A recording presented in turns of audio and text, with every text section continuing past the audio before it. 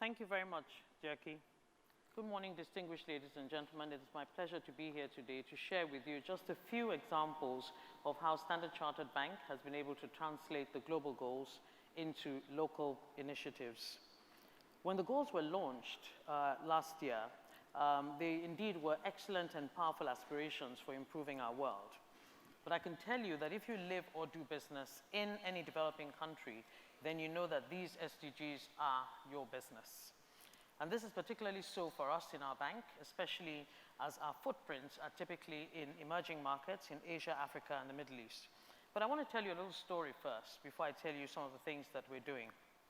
And I will illustrate it with somebody who works very closely with me. Her name is Taiwo. Taiwo is female, 30 years old, degree in accountancy. She's doing an executive MBA right now. She's also a chartered accountant, and she lives just on the outskirts of Lagos. She has to be at work every day at 8 a.m., yet she doesn't leave the office before 9 p.m. on most days. And she's at work late, not because she has office duties to do, but because she wants to avoid traffic and the fumes from the gridlock that she would have to sit through if she left any earlier. So she hardly gets home before 10:30 on any given day. She also leaves home at 5:15 in the morning. If she leaves home 5 minutes later, she wouldn't get to the office before 10 o'clock. But what is life like for Taiwo between the hours of 10:30 p.m. when she gets home and 5:15 a.m. when she leaves home for work? When she gets home at night, the likelihood is that she has no electricity, yet she's connected to the national grid. So she has to turn on a noisy, smoky diesel generator to power and do household tasks like ironing, studying for her MBA, cooking, and so on. And every day when she walks into the office, I see her with a portable, rechargeable lamp, which she has to charge in case she gets home and she has no diesel. That's her third backup for power. She also has to make sure her mobile phone is fully charged before she goes home so that she can be reached overnight. She opens her tap and the tap is dry, even though she's connected to the national water utility, because she needs power to pump water into an overhead tank. Now, in 24 hours, Taiwo has lived 10 of the 17 goals: SDGs 1, 2, 3, 4, 6, 7, 8, 9, 11, 13, and 16. Ladies and gentlemen, this is our reality. Yet Taiwo is one of the 20% of the 180 million strong population that will be classified as middle class. And I'm sure you would shudder to think how the majority of Nigerians who are very low income earners survive a working day if she has to go through this. So when the SDGs were launched, of course, it was a buzzword. But in Standard Chartered Bank, we thought, we talked, and we decided to do. And what did we do? Just a few simple things.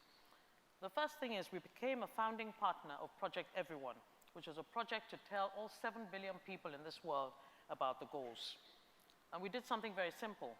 We tagged the Global Goals logo to our electronic email signatures. 80,000 staff, 135 nationalities in over 80 countries, about half are women. And we send out on the average anything between 3 and 5 external emails a day. Some of us send out many, many more. But if you do the math, that's 250,000 FaceTime for the global goals. So every day we first made it our business to tell the world about the global goals.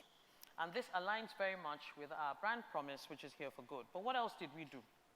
Now, of course, a global bank like ours signed up immediately to the SDGs. We also signed up to sustainable banking principles in some of the countries that we're in, and we're the largest private sector contributor to Power Africa.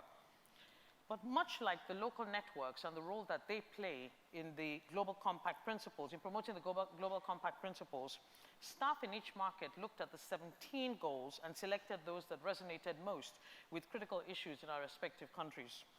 And in Standard Chartered Bank Nigeria, we saw deeper meaning because we felt that it had to be by us and for us, because we lived it every day.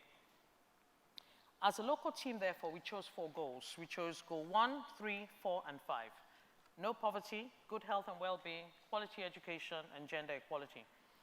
Initially, we found goal 1 daunting. When you hear, eradicate or erase poverty in the world, it can be quite intimidating. How could 1,500 people actually end poverty in Nigeria? But we then remembered the African proverb that says, if you think you're too small to make a difference, you haven't spent the night with a mosquito. And so we desired to be good mosquitoes. So we decided that achieving goal number 1 would be an outcome if we focused on the other 3 goals that we had selected. And we kick-started the process. How? Through employee volunteering. Our bank makes it mandatory for every single staff member to spend 3 days of paid leave doing work in the community. And when the SDGs were launched, it gave us a more focused approach to enhancing the impact that we could be making.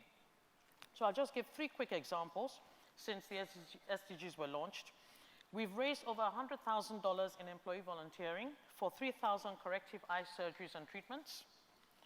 Through our Girl Empowerment Through Education and Sports program, we've also taught over 3,000 girls subjects including financial literacy, health improvement, and life skills. And this has a multiplier effect because these girls then have influence in their communities and they can also teach their peers. And the third example of the many that we embark upon is our education program on HIV, through which we've reached 50,000 people. Permit me to end by reminding us of my business planning manager, the one with the portable rechargeable lamp. A young, brilliant, aspirational lady, but day-to-day living challenges plague her and prevent her from living life to the full. Coming home daily to darkness, turning on dry taps, potential health risks from noisy pollution and environmental pollution, experiencing a less than acceptable state of health and well-being, her lifelong learning ambition constrained because she can't read and study at night, the harrowing commuting experience due to poor transportation infrastructure, and plying relatively unsafe city roads. For 5 days of the week, she never was at home during the day. She only got home, she was at home at night. It was darkness all the time. And this is a reality lived by over 100 million people in Nigeria daily. But by the small steps that we're taking as a local team in Standard Chartered Bank, making the global goals our personal and collective business, we are helping our communities become more empowered, better educated, and more productive. They live healthier lives and experience improved well-being. With education and knowledge, these citizens are able to hold government accountable for the delivery of basic social infrastructure. And by the small steps we're taking with empowering young girls, we are providing them with the basic stepping stones to better education and financial empowerment, thereby narrowing the gender gap that so widely exists in our societies. So, with our small steps at empowering our community, we are confident that ultimately poverty will be eradicated. We have made the global goals our local business. That is our story, and our brand promise has been kept. Ladies and gentlemen, what is your story? And what is your promise? Thank you.